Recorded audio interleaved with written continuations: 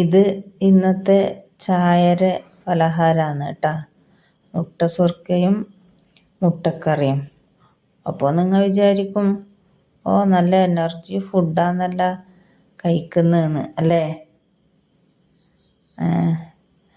അപ്പോൾ ഇന്ന് കുറച്ച് എനർജി കൂടുതൽ വേണം, അതാണ് ഇന്ന് ഇത് ഉണ്ടാക്കിയത്. ഇത് റോഡരികിൽ വിൽക്കാൻ വേണ്ടി കൂട്ടി വെച്ച തുണിയല്ല കേട്ടാ, ഇതെല്ലാം എനിക്ക് അലക്കേണ്ട തുണികളാണ്. ഒരു ലോഡ് തുണിയുണ്ട് അലക്കാൻ വേണ്ടിയിട്ട്. അപ്പോൾ പിന്നെ കുറച്ച് എനർജി എല്ലാം വേണ്ടേ അല്ലേ. അലക്കിയിട്ട് കഴിഞ്ഞിട്ട് വേണം എനിക്ക് ചോറും കറിയെല്ലാം വെക്കാൻ ഉച്ചക്കത്തെ. അപ്പോൾ എപ്പം തീരുന്നൊന്നും പറയാൻ കഴിയില്ല, അലക്കിയിട്ട് അത്രക്കുണ്ട് അലക്കാൻ വേണ്ടിയിട്ട്. എല്ലാവർക്കും മാറ്റി മാറ്റി ഇട്ടാൽ പോരെ, അലക്കേണ്ട പണി തേച്ചും എനക്കല്ലേ.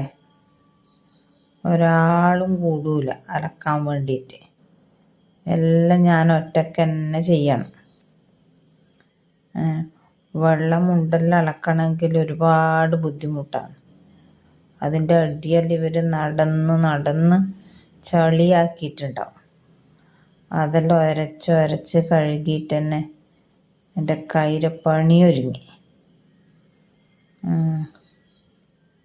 ആറിയിട്ടിട്ട് കാണുമ്പോൾ നിങ്ങൾ വിചാരിക്കും ഇത് എന്നാണ് സംഭവം അല്ലേ. അപ്പോൾ എൻ്റെ അലക്ക് ഏകദേശം കഴിഞ്ഞു കേട്ടാ.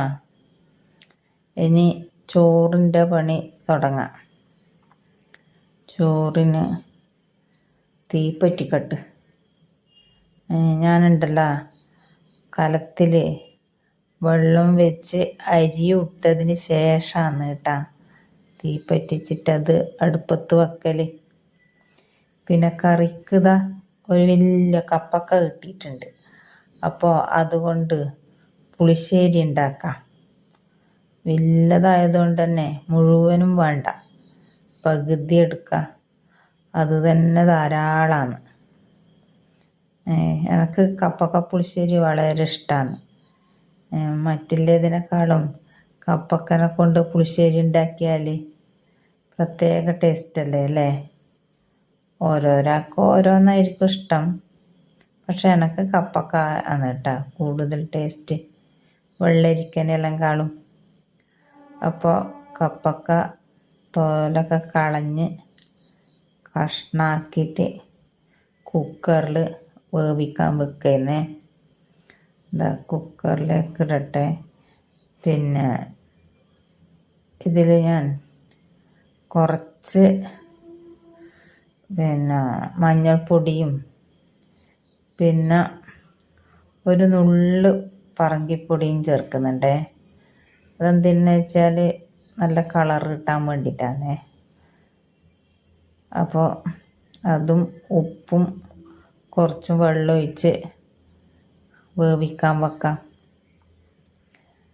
പിന്നെ അത് കൂടാതെ കുറച്ച് ചിക്കൻ വാങ്ങിയിട്ടുണ്ട്. അപ്പോൾ അതും കറിയാക്കാം. ചിക്കനെല്ലാം ഞാൻ കഴുകി വൃത്തിയാക്കി വെച്ചിട്ടുണ്ട്. അപ്പോൾ പിന്നെ പുളിശ്ശേരിക്കുള്ള തേങ്ങ ചിരകി അരക്കുന്നു. നല്ല കാന്താരി മുളകുണ്ട്. അപ്പോൾ അതാണ് ഞാൻ പുളിശ്ശേരിക്ക് അരക്കുന്നത്. തൈര് ഒഴിച്ച് കുറച്ച് ജീരകം ഇട്ട് എൻ്റെ പുളിശ്ശേരിക്കുള്ള തേങ്ങ ഞാൻ അരച്ച് വെക്കട്ടെ. പിന്നെ ചിക്കന് വേണ്ടിയിട്ട് ഞാൻ ഉള്ളിയും പിന്നെ തക്കാളി, പച്ചമുളക്, ഇഞ്ചി, വെളുത്തുള്ളി എല്ലാം അരിഞ്ഞ് വെച്ചിട്ടുണ്ട്. ഉള്ളി വഴറ്റി അതിൻ്റെ ഇടയിൽ ഞാൻ പുളിശ്ശേരി ആക്കി കേട്ടാ. അതാ കടുവും ഉലുവയും പറങ്കിയൊക്കെ വറുത്തിട്ടിട്ടുണ്ട്. അപ്പോൾ ഞാൻ ചിക്കൻ തേങ്ങ വറുത്തരച്ചിട്ടാണ് കേട്ടാ ഉണ്ടാക്കുന്നത്. അതിന് വേണ്ടിയിട്ടുള്ള തേങ്ങ വറുക്കുന്നേ.